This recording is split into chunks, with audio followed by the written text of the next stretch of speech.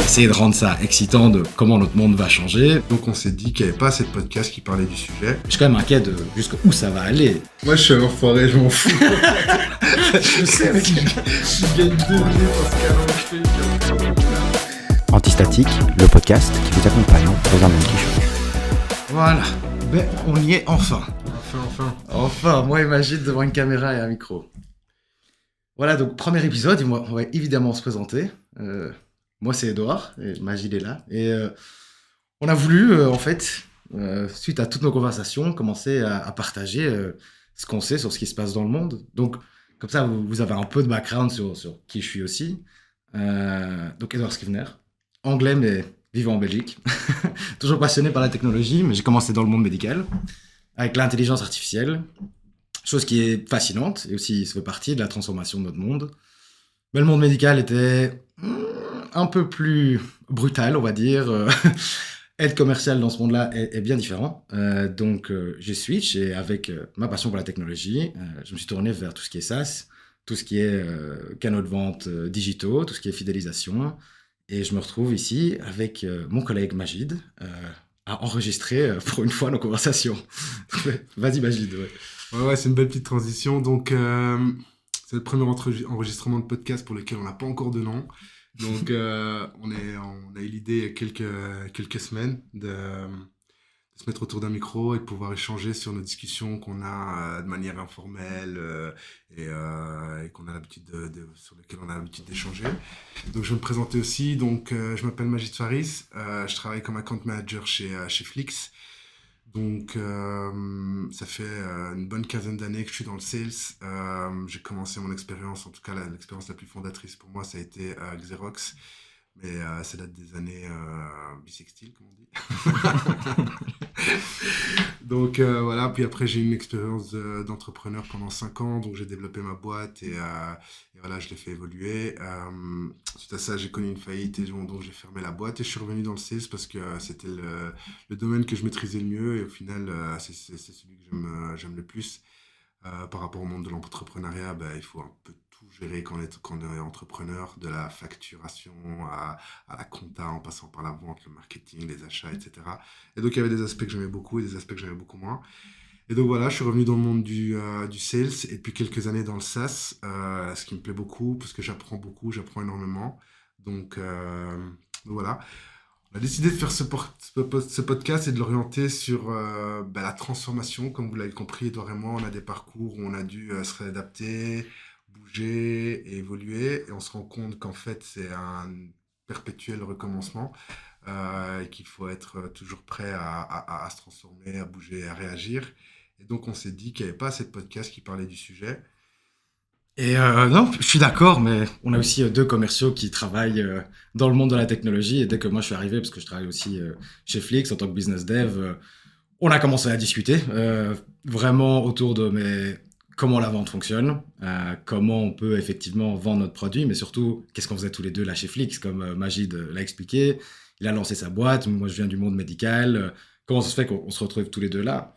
Et qu'on est tous les deux des grands bavards qui aiment bien parler. Du coup, au final, on s'est dit, vu qu'on passe autant de temps à faire ça que peut-être travailler parfois, on allait vraiment l'aborder, le sujet. Et que c'est pas juste un sujet qui va toucher à la technologie. On s'est rendu compte tous, depuis le Covid, en tout cas, que notre monde a bien changé. Et que l'argent qu'on dépense et ce qu'on sait acheter a bien changé aussi. Et que quand tout s'est fait enfermer pour les business, ça a été effroyable. Mais bon, on est dans un monde capitaliste qui a dû continuer à croître. Donc, comment on revient de ça ? On fast-forward 3-4 ans et on y est. Nous, dans une entreprise qui s'appelle Flix, avec des solutions tech qui sont bien codées, bien utilisées, hyper utiles pour le marché. Mais on se rend compte que le marché est extrêmement compétitif, même si ça fait au moins 5-7 ans à construire un produit conséquent. Avec la facilité de développement qu'on a maintenant, on a des compétiteurs qui font pareil. Donc, avec Magid, on essaie toujours de s'optimiser un peu. On essaie de comprendre comment on sera meilleur au travail et ça prend du coup une compréhension un peu plus globale. Et évidemment, on va toucher un peu à ce que Flix fait. Et on va le dire directement, on fait des canaux de vente digitaux. Donc, à chaque fois que vous allez acheter maintenant à un magasin, c'est de moins en moins que vous allez parler à un employé et faire votre commande. On a de plus en plus de kiosques, on peut le faire par notre GSM. Et ça va affecter tous les secteurs de retail au moins et de food. Mais ensuite, hospitalité, etc. Et puis ensuite, comment ils nous fidélisent à travers la gamification. Ils sont tous enfermés à l'intérieur, on était là collés à nos PC, à jouer à des jeux, etc. Et maintenant, notre monde va devenir ça, quoi. Ah, c'est top. Bah, qu'est-ce que ça peut vous apporter à vous? Parce qu'on a parlé de nous. Qu'est-ce que ça peut vous apporter en tant qu'auditeur? Bah, pour les plus jeunes, ça permet d'avoir une vue aussi sur des parcours qui ont dû s'adapter, qui ont dû se transformer, qui ont dû être évolués parmi les différents changements qu'on a connus ces dernières années. Et pour les plus anciens, comme Edouard l'a dit, donc nous, on accompagne des grandes marques dans leur transformation. Et donc, quelque part, je suis persuadé que ça peut apporter des inputs, des insights qu'on peut partager avec vous et qu'on a envie de partager avec vous. Et donc, voilà, c'est un peu notre vision sur la chose. Donc voilà, Edouard, je sais pas comment tu peux peut-être nous présenter comment toi tu vois la transformation et comment toi tu vois l'intérêt justement d'un podcast comme celui-ci. Ben moi, l'intérêt, moi, il faut se dire, même à l'université, et j'étudiais psycho de base, j'étais un de ces bizarres qui se collait sur un ordinateur de l'université, et j'achetais des bitcoins, et j'étais en train d'apprendre tout sur les cryptos, et puis l'intelligence artificielle, et j'ai toujours été un peu comme ça. Et je me rends compte avec les années qu'on accumule énormément d'informations, et que le monde va super vite, en fait. Et pour les gens qui connaissent, la plupart des choses dans ce monde suivent une distribution normale. Et en fait, dans le monde du business et dans le monde des skills, c'est plutôt une distribution Pareto. Donc, ça veut dire que ceux qui ont des ressources et des compétences vont en accumuler beaucoup, beaucoup plus vite que ceux qui sont totalement largués. Donc, l'objectif, c'est, vu que nous, on parle beaucoup et qu'on est là-dedans tous les jours, c'est de partager et aussi arriver aux endroits que moi, je trouve beaucoup plus fun. De ce qu'il y a maintenant, mais de ce qui va venir par après. Tu vois. Donc, essayer de rendre ça excitant de comment notre monde va changer, mais aussi rendre ça utile pour les gens qui commencent à accumuler de l'information ou n'ont pas spécialement l'intérêt de l'accumuler. Moi, c'est comme ça que je le vois. De toute façon, quand on commence à parler, tout le monde commence à nous écouter, donc autant mettre un micro. Mettre un micro, ok. Top, top. Ouais. Quand on parle de transformation, souvent, même nos collègues, etc., ils voient transformation digitale. Je crois pas que c'est le seul axe qu'on a envie d'aborder. Je sais pas comment toi tu vois la transformation, quels sont les axes qui sont pour toi vraiment Ouais, des axes de changement sur lesquels on doit se poser des mais questions. j'ai mentionné le Covid et que je suis psychologue de base ou de formation, donc l'impact sur l'humain et de ce qu'on est en train de vivre est assez insane, et aussi juste la vitesse à laquelle on est en train de consommer. Et donc, c'est pas juste comment nos technologies vont changer pour nous donner encore plus de confort dans nos achats ou gamifier notre vie de consommateur, mais aussi à quel point on est en train de se distancer, moi j'aurais dit, d'une humanité plus traditionnelle. Et ça, c'est hyper important. Avant, on voulait aller acheter quelque chose. Les gars, il fallait connaître le magasin, il fallait marcher jusqu'au magasin, aller avec son cash, parler au bonhomme. Souvent, tu le connaissais. C'était de prénom à prénom. Maintenant, le magasin, tu Google Maps, tu en prends un, tu peux commander, et puis tu fais, ben, je veux le récupérer à ce moment-là. Et c'est un changement assez insane. Mais jusqu'où est-ce que ça va? Ça, je sais pas. Et que moi, je suis excité par la technologie, comme tout le monde voit. De toute façon, on ne sait pas arrêter l'innovation à mes yeux. Mais je suis quand même inquiet de jusqu'où ça va aller. Imagine, vous revoir des enfants qui vont grandir dans ce monde-là, quoi. Mais donc toi, Majid, c'est like, comment toi tu vois la transformation? Parce que moi, c'est comme ça que... Ouais, comment moi je la vois la transformation, je pense qu'on est influencé par plein de paramètres, hein. Il y a la transformation digitale, ici par rapport aux dernières années, par rapport au Covid, etc. On a remarqué que ça a boosté l'économie d'Amazon et des commandes en ligne et des livraisons à domicile par les systèmes comme Uber, etc. Puis les gens, ils ont voulu retourner en magasin, ils ont voulu retourner dans le retail, mais pas trop de la même manière en fait. Maintenant, ils veulent retourner, mais ils veulent pouvoir commander à un kiosque si c'est plus facile pour eux, ils veulent pouvoir commander via une app si ça leur fait gagner du temps. Donc même si on revient vers du physique, ou en tout cas on est sur du digital, les gens ont connu une expérience et ça a transformé un petit peu leur manière d'acheter. Et c'est ça qui est intéressant, c'est qu'en fait, on est dans des cycles, on est dans des éternels changements, mais l'humain, il appréhende plus les choses de la même manière. Et là où je te rejoins, c'est que il y a la tendance forte, la tendance macro, c'est que quelque part, on a tendance à tous se digitaliser, aller vers des situations du vécu qui est de moins en moins humain. On pense tous, je pense que tu penses à Meta, et je pense aussi au métaverse et vers quoi ça va nous mener.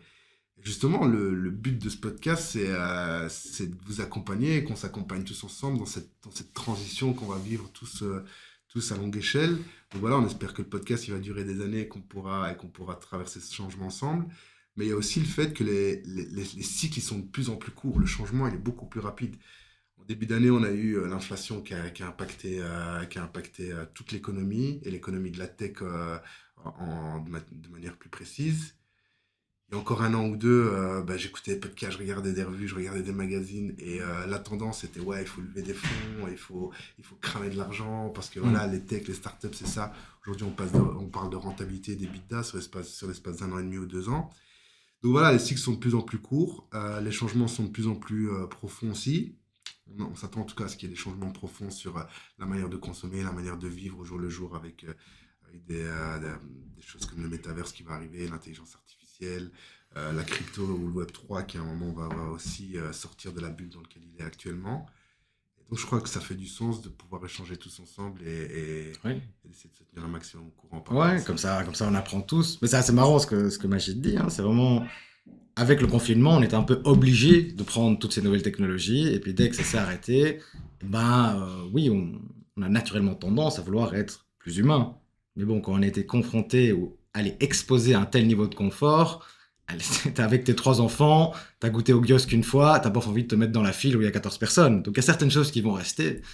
Et c'est intéressant parce que, comme dans tout, on aura les gens qui vont prendre toutes les solutions. Ils vont commander Uber Eats, utiliser kiosque, avoir le programme de fidélité. Oh, la réalité virtuelle est sortie. Oui, je veux la mettre. Et puis, on va avoir les gens qui vont le faire à moitié. Et puis, les gens peut-être plus comme moi, même si je travaille dedans, qui vont prendre le moins possible, en fait. Moi, je suis comme ça. C'est vraiment, si je peux avoir un contact humain, je vais avoir un contact humain, quoi. Évidemment, je travaille dans le monde des canaux de vente digitaux parce que parce que je sais qu'on peut pas l'arrêter. Mais moi, personnellement, non, je suis pas réfractaire, mais j'ai l'impression de faire partie de la résistance, là. Il faut, parce que ça va si vite. Ouais.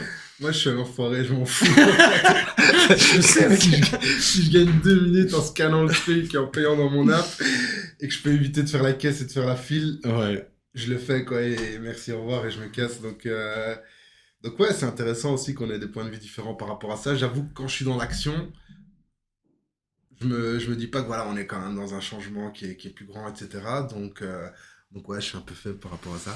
Mais non, comme je dis, moi, je suis réfractaire. Moi, je marchais 30 minutes sous la pluie pour aller vraiment à mon magasin. Mais ça va pas durer, hein. Moi, c'est parce que c'est une période de vie où j'ai pas d'enfant. Allez, j'ai la force physique pour le faire. Mais même moi, je l'ai vu la semaine dernière. J'ai eu mon premier programme de fidélité. Parce que je me suis dit, je vais tout le temps au même magasin. Je vais quand même le prendre. Alors que je me suis toujours dit que j'allais pas le faire.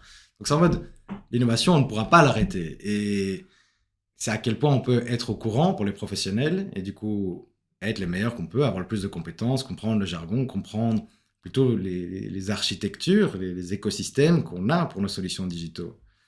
Et je peux m'étendre là-dessus. C'est en mode, nous, on va vendre des kiosques, la façon de commander de son téléphone, commander en ligne. On va proposer un programme de fidélité. Mais on est juste une partie du puzzle, en fait. Si vous avez déjà eu Uber Eats, etc., c'est en fait, nous, on génère des données. Et ces données sont du coup utilisées dans le système par un autre de nos partenaires. Et quand tu parlais d'IA, c'est là-dedans, nos partenaires vont utiliser nos données pour nous envoyer des notifications quand eux pensent c'est le bon moment. Mais il ne faut pas se leurrer. Vous avez tous déjà utilisé ChatGPT, vous savez où on va. Enfin, ceux qui sont dans le monde médical, ils vont comprendre deep learning, etc. Évidemment, c'est plus l'être humain qui va faire « Oh, il faut envoyer un message à ce moment-là ». C'est l'IA qui va savoir exactement que à 3h23, à ta fin, ah, t'es à 5 minutes du quick, et bah tiens, un coupon de 10%, quoi. Et moi, c'est ça qui me fait peur. C'est excitant aussi, parce que ça fera plus d'argent, mais qu'est-ce que t'en penses? Est-ce que j'ai raison d'avoir peur? Ou est-ce que ça... Non, ouais, la gestion de la data. Après, je me dis que ma data, tu vois, elle a pas tellement d'importance, tu vois. Je fais rien de très confidentiel au point tel que j'ai envie de le cacher, tu vois. Après, quand on touche et qu'on aborde le sujet de la santé, là, ça devient un peu différent, tu vois. Là, on voit qu'on touche à des sujets qui sont plus sensibles, plus intimes, tu vois. Et je t'avoue que je suis déjà un peu renseigné sur ce qui peut être possible comme évolution. Et par exemple, je sais pas si tu as déjà entendu parler d'une certaine classification des personnes, tu vois. Par exemple, le fait d'avoir des informations sur leur santé, mais aussi d'avoir des informations sur, je sais pas moi, est-ce qu'ils sont bons payeurs de leur PV, est-ce qu'ils ont payé tout leur PV, est-ce qu'ils Ah ont ouais, payé ouais. tout ça. Et à partir du moment où tu commences à croiser toutes ces données et qu'on commence à faire un scoring pour les citoyens, les humains, et qu'on dit, ok, toi t'es un bon citoyen, toi t'es pas un bon citoyen, t'as droit à un crédit, toi tu peux partir, toi tu peux pas partir, tu peux prendre l'avion, toi tu peux pas. Là, je me dis que c'est insane et que c'est super chaud, tu vois. Je suis super d'accord. Et là, tu es en train de parler du Big Brother, que ce qu'on voit en Chine, c'est que c'est déjà en train d'arriver, hein, ce social scoring, et pouvoir le corréler avec des données de santé. Mais donc, ce que moi, je retire de ce que tu as dit, et je suis en fait d'accord, c'est que recevoir une push notification parce que j'ai faim, ils le savent, à 3h23 pour aller au Quick, et en fait, je paye mon burger moins cher, c'est pas si grave, en fait. It doesn't really matter. Ça, c'est juste le réfractaire en moi qui fait, mais pourquoi? Ne me contrôle pas, tu vois. Mais dès que deep learning et que vraiment l'IA a toutes les données qu'on a, donc pas juste ton âge, ton sexe, ta taille, mais aussi ton bilan médical, ton diagnostic, quel stade est ton cancer, est-ce que tu as des enfants, et tes factures, ton salaire, si tu as déjà été en prison ou pas, etc.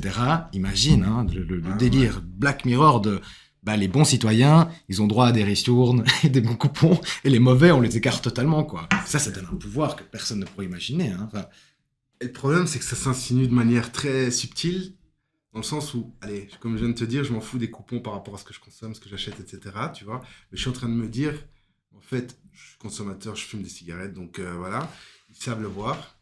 Si demain, ils arrivent à croiser les données par rapport à mon âge, par rapport à ne serait-ce que quelques données sur ma santé, tu vois. Ils ont déjà quand même des infos qui pourraient dire, ok, lui, il a cet âge-là, donc il fume, tu vois. Et donc là, ils arrivent à faire quand même des croisements qui peuvent être nuisibles pour moi, en tout cas, tu vois, pour aider certaines boîtes ou certains organismes à prendre des décisions vis-à-vis de moi. Et là, je suis beaucoup moins d'accord, tu vois. mais je pense que là, on est vraiment full IA, mais ça fait partie de la transformation. Tu vois, on montre l'accumulation de données, l'activation. Et ici, c'est le côté IA, mais on se leurre si on pense que les assurances et les banques ne le font pas déjà. Ton assurance médicale, et si t'es aux US, et ils savent que t'es fumeur, ouais, tu vas payer beaucoup plus cher. Tu veux ton prêt sur 30 ans? Ah ouais, tu fumes un paquet par jour. Ouais, mon gars, ton taux d'intérêt va être bien plus grand. Mais ça, on peut pas spécialement l'arrêter. Tu vois, c'est que, non, j'ai envie d'ouvrir la porte de, imaginez, le temps que ça nous a pris de même comprendre ce qu'on est en train de raconter là. De accumulation de données, utilisation, puis optimisation à travers l'IA. Imagine nos enfants qui rentrent là-dedans. Qui en fait ont été collés devant un écran, et ils sont mis à l'école, et que eux vont être genre un totalement différent type de personne. Nous, on se pose la question parce que ça commence à être, mais si tu es né dedans et tu vis dedans. Moi, je me souviens je suis pas si vieux, hein, mais une partie de ma vie où on n'avait pas Internet. Tu dis ça à ma petite sœur qui a 15 ans, elle me regarde, putain, le dinosaure, quoi. Vraiment, ça n'existait pas. Putain, si elle me croise, Ouais. elle va être choquée. Non, là, t'adorais, c'est ma petite sœur. Mais tu vois ce que je veux dire, j'essaie de faire en mode like. Ce qu'on essaie de faire à travers ce podcast aussi, c'est échanger entre nous, et puis on invitera d'autres personnes qui sont plus compétentes dans certains domaines pour échanger, prendre vos avis aussi, dans le but qu'on soit tous à un niveau de compétence, quoi, et qu'on se fasse pas leurrer par absolument tout. Et bon, moi c'est peut-être personnel, je suis très famille, mais ce sera pour les petits que je dois éduquer et protéger au final. Parce que punaise. C'est clair. Ouais. Et si on vous a fait le premier épisode vraiment en mode freestyle pour vous expliquer un petit peu voilà, ce qui nous intéresse, ce qui nous anime et ce qu'on a envie de partager avec vous. On va mettre un peu plus de structure dans ces podcasts et on va aussi aborder des sujets et avoir des sujets, des thématiques en fonction de chaque épisode. Mais voilà, en espérant vous retrouver pour le prochain épisode. Et en tout cas, moi, ça va beaucoup plus échanger avec toi, Edouard, tu le sais. Ouais, c'est bien d'avoir un micro, mais avec plaisir, et on continuera. Hein. Je suis sûr que les gens vont aimer. Et donnez-nous votre feedback et on pourra orienter exactement ce qu'on va parler. Ouais, donnez-nous votre feedback, envoyez-nous des questions si vous voulez nous rejoindre sur LinkedIn. C'est Edouard Scrivener. Tu peux peut-être épeler le Scrivener parce qu'il n'est pas facile. Oui, bien sûr, oui, c'est un nom anglais assez étrange. Donc c'est SCRIVENER. Ok. Et moi, c'est Majid Faris, FARI2S. Vous nous retrouvez sur LinkedIn. Si vous voulez nous envoyer des questions, de la force, c'est avec un grand plaisir. En tout cas, à bientôt. À bientôt.